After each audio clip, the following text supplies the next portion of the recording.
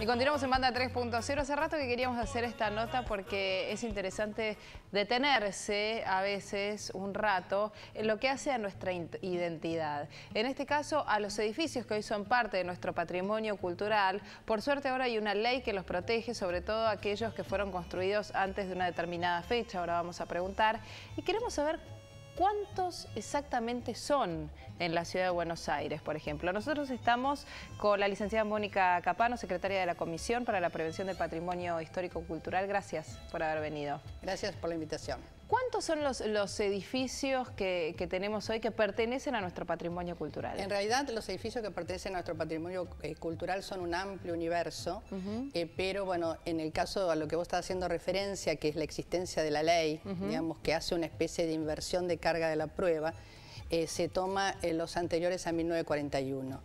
Esos son 140.000, lo que no significa, obviamente, que los 140.000 tenga valores como para que puedan o que deban ser preservados. Sí. Lo que hace esta ley es establecer que cualquier inmueble de estas características, antes de ser intervenido o demolido, debe pasar por la consideración de un Consejo Asesor de Asuntos Patrimoniales. Claro, digamos, antes de 1941 o inclusive hay mucho, digo, de eso, inclusive para la venta y demás. Ahora, antes de poder ser vendido, tiene que pasar sí o sí por una aprobación especial. Es decir, la venta no tiene nada que ver. O sea, uno puede vender porque el tema es la demolición. No se, digamos, no se está enajenando la propiedad privada. Lo que se le está poniendo es una restricción al dominio en el caso de ser catalogado. Pero digamos, no de esos 140.000, obviamente no todos, la mayoría no tiene valores patrimoniales. ¿Y cuáles son los valores que se identifican o que se buscan o que una propiedad puede decir, bueno, esto está como para ser calificado? Bueno, en general, fundamentalmente, se parte de una serie de valores arquitectónicos, ¿no? Que hacen a una serie de criterios que tienen que ver con lo estético, pero también lo urbanístico, porque muchas veces hay un inmueble de importantes características estéticas, pero en un lugar, digamos, que no amerita, si hay otra pieza semejante en un lugar mejor, que sea preservada, digamos. Generalmente son únicos en el lugar en donde se encuentran. Pueden ser únicos o pueden constituir un conjunto que da idea de lo que fue el Buenos Aires de otra época, pero se está teniendo muy en cuenta, cosa que es bastante novedosa y que es a veces difícil de conciliar con la ley, el tema del contexto. Es decir, pues está surgiendo una categoría nueva dentro de del patrimonio, que es la del paisaje cultural y paisaje urbano. Es decir, porque muchas veces, si nosotros trabajamos solo sobre algunas piezas, estamos casi recreando un criterio museístico y un poco de congelado. Cuando nosotros hoy hablamos del patrimonio como una construcción social. Porque si el vecino o los porteños o que los turistas no nos apropiamos de ese patrimonio en el mejor sentido, no lo vamos a defender. Obviamente. Porque es una especie de diálogo lo que se establece con la pieza patrimonial, con el bien cultural. Bueno, esto es lo que pasa con varias confiterías o lugares que representan en sí parte de nuestra identidad, de la capital federal, que en su mayoría son defendidos por los vecinos. Sí, bueno, nosotros eso realmente es para felicitarnos a los porteños, en realidad, la cantidad de organizaciones que han surgido en torno a la defensa de los valores simbólicos, de los valores identitarios, lo que decías vos al principio, ¿no? Hay cerca de 40 organizaciones en todos los barrios y van surgiendo nuevas a medida que aparece una problemática, como fue el caso último, lamentable, de la demolición de la casa donde vivió Alfonsina Storni.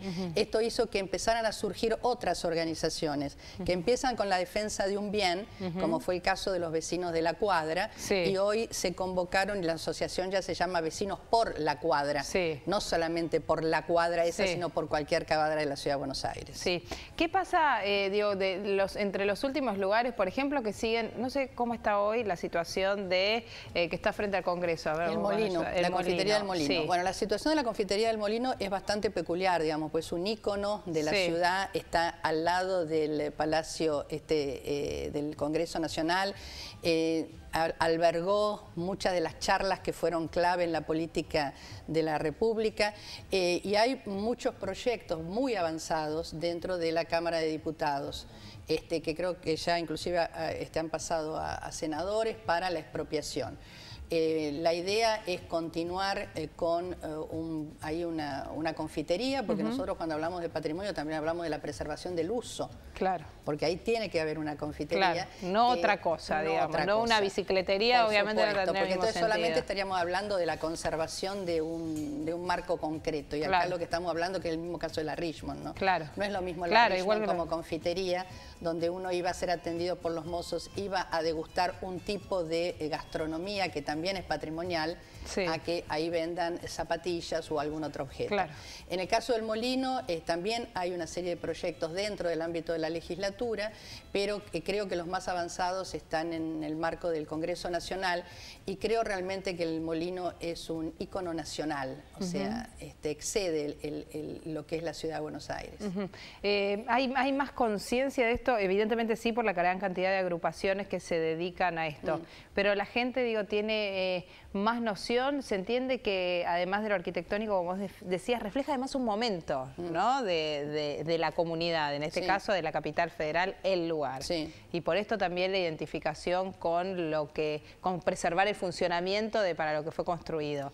¿La gente tiene más conciencia acerca de cuidar ese lugar? Es decir, hasta hace no tanto tiempo el patrimonio era un ámbito de especialistas, de expertos, de quienes, bueno, lo veían desde ese lugar de la especialidad, generalmente o arquitectos, historiadores, arqueólogos. Hoy ha entrado en la agenda política, como vos bien decís, son los vecinos, y los vecinos generalmente, si bien están viendo ahí el pasado, lo están viendo siempre desde un presente, porque lo que a uno le recuerda ese pasado es poder sentarse, por ejemplo, en la Richmond con un café ahora, hoy, ¿no? O sea, cuando nosotros defendemos el patrimonio no lo defendemos desde una visión nostálgica, porque desde una visión nostálgica el patrimonio puede ser no sustentable. Entonces se tiene que refuncionalizar, se tiene que pensar también con criterios de presente, es decir, porque no es cuestión de que, por ejemplo, tengamos una casa y que la tengamos que adaptar, por ejemplo, hay que ponerle algunos elementos que hacen a la forma de vida del día de hoy. Entonces, poder refuncionalizar el patrimonio es también defender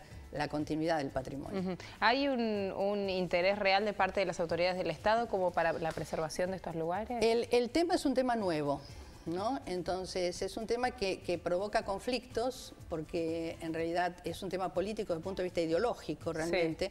Hay distintas posiciones, hay posiciones muy conservacionistas que consideran que solamente hay que preservar aquello que está intocado, como si no hubiera pasado el tiempo. Aquellos que quieran reacondicionar todo con un falso histórico, que también transforma el patrimonio en un parque temático, o sea, un Disney del patrimonio. Y estamos los que consideramos que el patrimonio es algo para que tenga que ser vivido. Yo creo que acá en este sentido nos faltan todavía tomar conciencia. En la Ciudad de Buenos Aires hay mucha judicialización en torno al patrimonio. Los jueces están escuchando estos planteos. El último es el de la Casa Suiza, que es monumento histórico de la ciudad y sin embargo se le autorizó la demolición para construir ahí oficinas, cuando además funcionó un teatro. Es un edificio de 1937, pero con una historia que se remonta a fines del siglo XIX. Es decir, es algo que no puede perder la ciudad. Cuando un juez justifica esto, ¿sobre qué lo fundamenta? El juez en este caso lo fundamentó sobre un tema de la Constitución de la ciudad.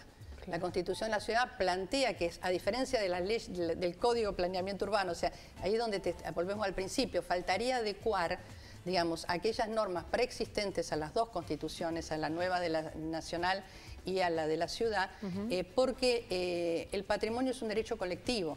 Entra en la nueva gama de derechos donde están los económicos, los sociales y los culturales. Uno tiene derecho a su cultura y esto no significa que nos opongamos al progreso, pero que lo que acá debería ser clave es planificar una ciudad en términos de preservar sus valores histórico-culturales y también dar lugar a la renovación, porque obviamente una ciudad se tiene que renovar. Te hago dos preguntas más para el cierre. Por un lado, los recursos para mantener esos lugares que son parte de nuestro patrimonio, ¿se fueron aumentando con el tiempo? ¿Son suficientes?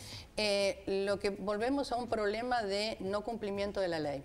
Las leyes existen, pero algunas no están reglamentadas. Tenemos el caso de las demoliciones que fue reglamentada ahora, ¿no?